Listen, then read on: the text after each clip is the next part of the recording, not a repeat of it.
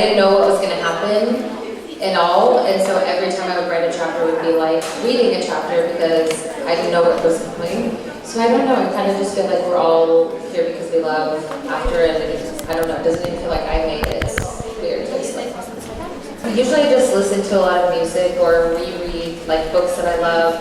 Like if there's a certain part of a book that really like is really, really great, I'll just reread it. And it kind of reminds me like how to write. It's a strange life because I have like a really normal, regular life, and then when I travel, it's like totally different. It's crazy because even when I got a passport, to pay for it, I had to overdraft my bank account because we had no money to even pay for a passport. So it's crazy having, passports are really expensive, first of all, and we just didn't have the money, but I had to start traveling for work. So it's crazy to think of those days where buying a passport took all of my money to now where I have like my passport's like full of stamps. It's crazy. I just love like writing about opposite characters.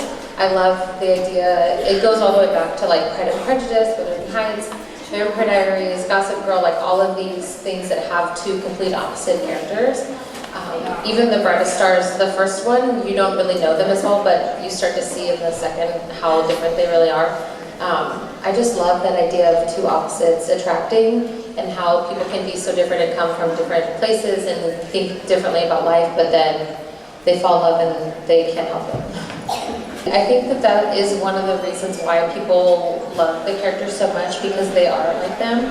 I think as much as I love a lot of romance books and a lot of young adult fiction, the characters are always like perfect, and even if they're not perfect, like even I love Twilight so much, so it's not to be rude, but with Bella, it's like she's supposed to be like awkward and not that pretty, but everybody loves her and she's like magic. It's like, I thought you said she was normal. Like she doesn't seem very normal.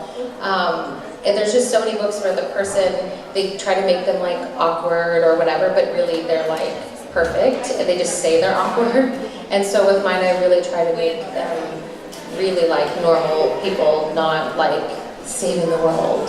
I actually usually relate more to the male characters than the female, but the female I would say now that I relate to most is Karina from The Brightest Stars, because I love Tessa, but we're not really that similar. Like little things like the books we like, but actual personality, Tessa and I are really different.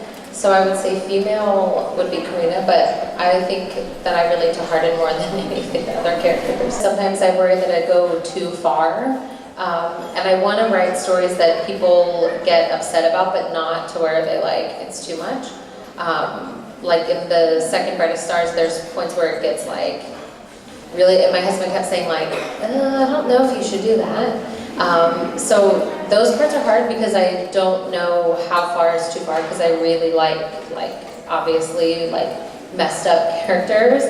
And in the second one, I don't know how to get them back to where they should be. So right now I kind of put my own characters in a place where I'm not even sure if they'll be able to like have a happy ending. But mostly because I come from a place where a lot of the parents are like that.